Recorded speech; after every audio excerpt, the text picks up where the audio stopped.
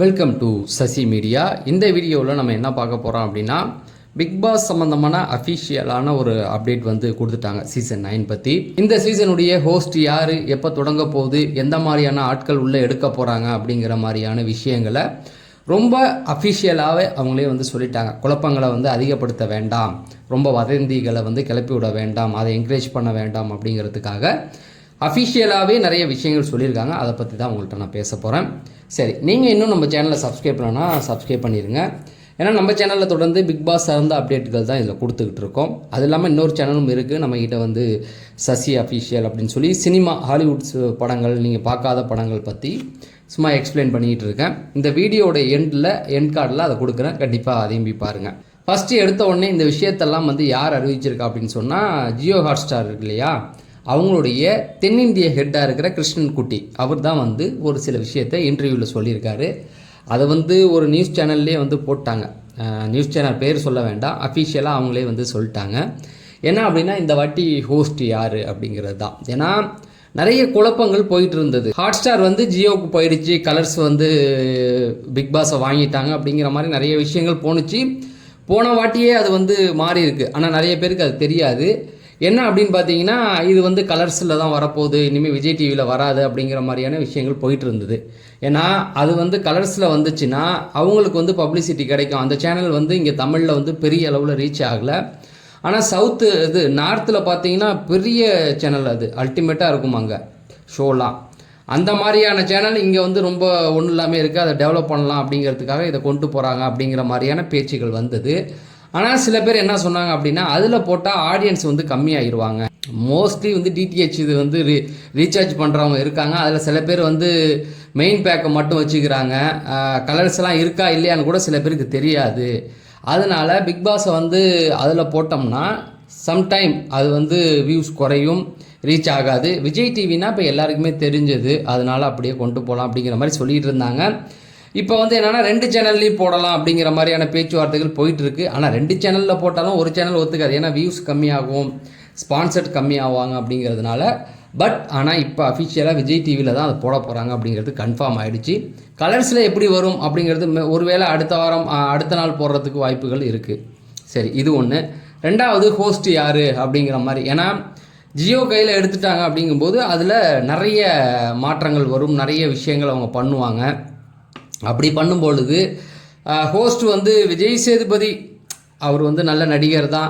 அவரும் ஹிந்தி வரைக்கும் போயிட்டார், ஹிந்தியில் இப்போ ஒரு படமும் பண்ணியிருக்காரு, அதெல்லாம் ஓகே தான்.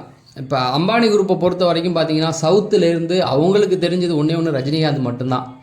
அவங்க வீட்டு ஃபங்க்ஷனுக்கு ரஜினிகாந்த் இருப்பார், இந்த பக்கம் பார்த்தீங்கன்னா அமிதாப் பச்சன் இருப்பார். தெலுங்கு சைட்லலாம் கூட அவங்க ஆள்லாம் கூட மாட்டாங்க. சிரஞ்சீவிலாம் பெரிய ஆள் தான், ஆனால் கூப்பிட்டதான் நீங்கள் பார்த்துருக்கவே முடியாது. ரஜினி சார் அவங்களுக்கு தெரிஞ்ச ரொம்ப ஃபெமிலியராக இருக்கிறவங்க மட்டும்தான் அவங்க கான்டாக்டில் இருப்பாங்க.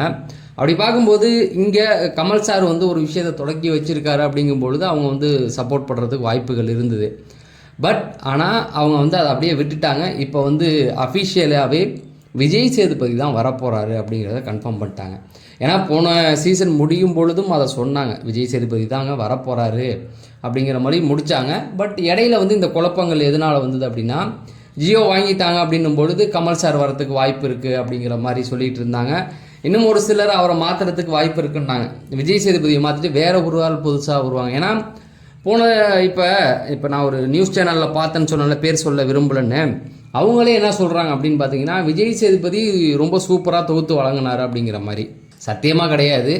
ரொம்ப நம்பிக்கையின் அவர் மேலே நம்ம வச்சுருந்தோம், அதை வந்து அவரால் நிவர்த்தி செய்ய முடியல. அதுக்கு நல்ல உதாரணம் வந்து கமல் சாரே ஃபஸ்ட்டு வந்து பிக் பாஸ் வந்து தமிழில் ஃபஸ்ட்டு சீசன் தொகுத்து வழங்கும்போது இவ்வளோ சொதப்பலை, நல்லா சூப்பராகவே கொண்டு போனார். ரைட், அதுதான் ரொம்ப அதிரி புதிரியாக இருந்தது. விஜய் சேதுபதி வந்து ஹிந்தியில் 19 சீசன் இருக்குது, தமிழில் 7 சீசன் இருக்குது, அதெல்லாம் பார்த்துட்டு வந்திருக்கலாம். ஆர்வ கோளாறில் நான் தான் பெரிய ஆள் அப்படின்னு சொல்லி சில விஷயங்களை கண்டு காணாமல் விட வேண்டிய விஷயங்களை ரொம்ப அட்ரஸ் பண்ணி தேடி பிடிச்சி அடித்தார். நல்ல உதாரணம் சொல்லணும்னா, பாய்ஸ் வர்சஸ் கேர்ள்ஸ்னு ஃபஸ்ட்டு வாரமோ செகண்ட் வாரமோ ஒரு மேட்ச்சு பசங்களுக்கும் பொண்ணுங்களுக்குமே நடந்தது. அதில் பசங்க வந்து பொண்ணுங்களை துவைச்சி எடுத்துட்டாங்க. அன்னைக்கு அந்த இடத்த அவர் கண்டுக்காமல் விட்டுருந்தாவே அந்த ஷோ வந்து அடுத்த வாரம் அப்படியே ஹைப் ஏறி இருக்கும். அவர் தேடி கண்டுபிடிச்சி நீங்கள் பொண்ணுங்கள்ட்ட இப்படி இது பண்ணக்கூடாது. ஏன்னா கேமுன்னு வச்சாச்சு, இந்த பக்கம் பெண்கள், அந்த பக்கம் ஆண்கள் விளையாண்டு தானே ஆகணும். பெண்கள் இருக்காங்கன்னு விட்டு கொடுக்க முடியுமா? அப்போ அவங்க தோற்றுருவாங்கல்ல. அவர் அதை தான் பண்ணார். நீ எப்படி பெண்கள்கிட்ட இப்படி விளையாடலாம் அப்படின்னு. அங்கேயே அது உக்காந்துருச்சு. அதுக்கு மேலே வந்து செல்ஃப் எடுக்கலை.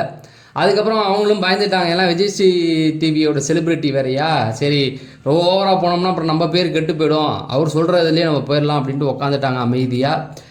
வந்ததில் வந்து ஒரு 2 பேர் 3 பேர் கண்டென்ட் கொடுத்துக்கிட்டு இருந்தாங்க, அவ்வளோதான். முத்துக்குமரன் வந்து நல்லா விளையாண்டாரு அப்படிங்கிறத விட கொஞ்சம் கண்டென்ட் கொடுத்தாரு, அதனால அவரை தூக்கி வந்து ப்ரைஸ் கொடுத்துட்டோம். அப்புறம் ஜாக்லின் கொஞ்சம் கண்டென்ட் கொடுத்தாங்க இந்த பக்கம், இதனால அது தப்பிச்சிச்சு. ஆனால் அவங்க பச்சையாக போய் சொல்கிறாங்க எப்படின்னா, அவங்க வழி நடத்துனாங்க, இவங்க இப்படி பண்ணாங்க, அதனால அது பெரிய சக்ஸஸ் ஆச்சு அப்படின்னு. பட் உங்களுக்கு அது சக்ஸஸாக இருக்கலாம். ஏன்னா அவங்களுக்கு வந்து முதல் சீசன் வந்து ஒரு 150 கோடி, கமல் சாருக்கு வந்து ஒரு 150 கோடி பணம் கொடுக்கணும், ரைட்டா, ஹோஸ்ட்டுக்கு. இவருக்கு ஒரு 10 கோடி கொடுத்தா போதுமானது. கண்டஸ்டன்ட் கமல் சார் இருக்கும்போது கொஞ்சம் பிரம்மாண்டமாக இருப்பார். அவர் படம் மாதிரியே நல்லா ஆட்களை வந்து தேடி பிடிச்சி போட சொல்லுவார். அதுவும் வந்து இங்கே கம்மி. அப்படி இருக்கும்போது அவங்களுக்கு லாபம். ஆனால் பார்த்த மக்களுக்கு தான் ஏதோ ஒன்று நமக்கு தர்ம அடி அப்படிங்கிற மாதிரி போயிடுச்சு. இந்த சீசனும் அப்படியே போட்டு உருட்டினான்னா இருக்கிறவனும் ஓடி போயிடுவான். அதுதான். ஏன்னா பிக் பாஸ்க்குன்னு ஒரு மாஸ் ஃபாலோவர்ஸ் இருக்காங்க இல்லையா, அவங்களுக்காவது இந்த வாட்டி நிறைய விஷயங்கள் பண்ணணும் அப்படிங்கிறதுனால. ஆனால் நல்ல விஷயங்கள் அவங்க பண்ணியிருக்காங்க அப்படிங்கிறதையும் அஃபிஷியலாக சொல்கிறாங்க. என்னன்னா, இப்போ தெலுங்கில் போயிட்டுருக்கு இல்லையா, அக்னிபுத்ரா, வெளியாட்கள் இழுக்க போகிறோம் அப்படின்னு. வெளியாட்களை இழுக்க மாட்டாங்க, காமன் ஆடியன்ஸ் அப்படின்னா நீங்களும் நானும் தான் காமன் ஆடியன்ஸ், ரைட்டா. அவங்க அப்படி இருக்க மாட்டாங்க. சோஷியல் மீடியாவில் ஃபேமஸாக இருக்கிறவங்கள கூப்பிட்டு வந்து ஷோ நடத்துவாங்க. அதுதான் தெலுங்கு. இப்போ தமிழ்லேயும் வந்து அந்த விஷயத்தை அஃபிஷியலாக சொல்லியிருக்காங்க. என்னென்னா, சோஷியல் மீடியாவில் பிரபலமாக இருக்கிறவங்க, ஏன்னா விஜய் சேதுபதி தான் ஹோஸ்ட் அப்படின்னும் பொழுது அவரோட பெரிய ஆளை கூப்பிட்டு வர முடியாது. நல்லா புரிஞ்சுங்க. இப்போ கமல் சார் அங்கே உள்ளே இருந்தாருன்னா, நீ தமிழ்நாட்டில் எவ்வளோ பெரிய ஆளாக இருந்தாலும் அவர் வார்த்தைக்கு கட்டுப்பட்டு ஆகணும். அவர் ஒரு பார்வை பார்த்தாவே பயந்து போயிடுவாங்க. விஜய் சேதுபதி இருக்கிற அதே சீசனில் வனிதா அவர்கள் உள்ளே வந்து உட்காந்தா என்ன ஆகும்? கமல் சார் அப்படிங்கிறதுனால ஓரளவுக்கு கண்ட்ரோல் ஆனாங்க. விஜய் சேதுபதிலாம் உனக்கு ஒன்றும் தெரியாதுன்னு அவங்க ஓப்பனாகவே போட்டு அடிப்பாங்க இல்லையா. அப்போ விஜய் சேதுபதிக்கு ஏற்ற மாதிரி தான் ஆட்களை உள்ளே எடுக்கணும். அதனால தான் போன வாட்டி விஜய் டிவி செலிப்ரிட்டியே கொண்டு வந்தாங்க. இந்த வாட்டி சோஷியல் மீடியா ப்ராப்ளம் அப்படின்னும் பொழுது ரொம்ப பெரிய ஆட்கள் இல்லாமல் ரொம்ப சர்ச்சைக்குரிய நபர்கள் அவங்கள தான் தூக்கி போடுறதுக்கு வாய்ப்பு இருக்குது. எனக்கு என்ன நம்பிக்கை அப்படின்னா, சோஷியல் மீடியா அப்படின்னு வரும்பொழுது அவங்க வந்து பப்ளிசிட்டியை தான் எதிர்பார்ப்பாங்க. இப்போ ஜூலியெல்லாம் வந்த வரைக்கும் இந்த 9 சீசன் தொடங்க போது, 8 சீசன் முடிஞ்சிருக்குன்னா அதை கரெக்டாக பயன்படுத்திக்கிட்டு பெரிய அளவில் ஆனது யாருன்னா ஜூலி மட்டும்தான். அவங்களுக்கு நெகட்டிவாக பேர் வந்ததுங்கிறத தாண்டி நிறைய சம்பாரிச்சிட்டாங்க. ப்ளஸ் அந்த நெகட்டிவாக வந்த பேரையும் இப்போ பாசிட்டிவாக மாற்றிக்கிட்டாங்க. அந்த அளவுக்கு அவங்க ஃபெமிலியர். அப்புறம் ஓவியா இருந்தாங்க. ஓவியாலாம் ஏற்கனவே நடிகையாக இருந்து வந்தவங்க தான். இப்போ தனலட்சுமின்னு ஒருத்தவங்க இருந்தாங்க, அவங்களும் வந்து காமன் ஆடியன்ஸாக உள்ளே வந்தவங்க தான். பட் இந்த சீசனில் அவங்க தூக்கி நிறுத்தினாங்க ஓரளவுக்கு. ஏன்னா சண்டை போட்டு கண்டென்ட் கொடுத்தாங்க. அந்த மாதிரி இந்த வாட்டியும் வந்து நிறைய கண்டென்ட் கொடுக்கறதுக்கு இந்த சோஷியல் மீடியா ப்ராப்ளங்கள் தயாராக இருக்காங்க. அவங்கள வச்சு தான் நடத்த போகிறதா செய்தி வந்துக்கிட்டு இருக்குது. எப்படின்னா, ஒரு பாதிக்கு மேலே அவங்கள போட்டு அதுக்கப்புறமேட்டுக்கு சினிமாவிலேருந்து கொஞ்சம், சீரியல்லேருந்து கொஞ்சம் அப்படி தூக்கி போடுவாங்கன்னு நினைக்கிறேன். அப்படி இருக்கும் பொழுது கண்டிப்பாக இந்த சீசன் வந்து அதிரி புதிரியாக இருக்க போகுது. ஏன்னா நம்ம கேள்விப்பட்ட வரைக்கும் லட்சுமி ராமகிருஷ்ணன் சொல்கிறாங்க, ஃபரீனா, அதுக்கப்புறமேட்டுக்கு வாட்டர் மிலன் ஸ்டார் திவாகர், இவங்க எல்லாருமே வந்து ஒரு அதிரி புதிரி. அவங்க இருந்த ஷோலாம் பார்த்தீங்கன்னா ஓரளவுக்கு தெரிக்க விடுற அளவுக்கு கண்டென்ட் கொடுக்குறவங்க தான். ஃபரீனா நான் ஏற்கனவே சொன்ன பாரதி கண்ணம்மா சீரியலில் வில்லியாக நடித்தவங்க தான். அவங்களும் வந்து கொஞ்சம் சர்ச்சைக்குரிய விஷயங்கள்லாம் நிறைய பேசக்கூடியவங்க தான் அவங்க. அதுக்கப்புறமேட்டு வாட்டர் மெலன் இப்போ போட்டு துவைச்சி எடுத்துக்கிட்டு இருக்காங்க அவனை. ஏன்னா ஒரு ஷக்கீலா தான் அவர் மேலே கம்ப்ளைண்ட் கொடுத்துருக்காங்க. ஸோ அந்த மாதிரி ஆட்களை தூக்கி போட்டு கொண்டு வந்தாங்கன்னாவே ஒரு பெரிய கண்டென்ட் நமக்கு கிடைக்கும். ஸோ தொடர்ந்து பிக் பாஸ் சிறந்த அப்டேட்கள் தெரிஞ்சுக்க நம்ம சேனலை சப்ஸ்கிரைப் பண்ணுங்கள் அப்படின்னு சொல்லி நான் விடைபெறேன். நன்றி, வணக்கம்.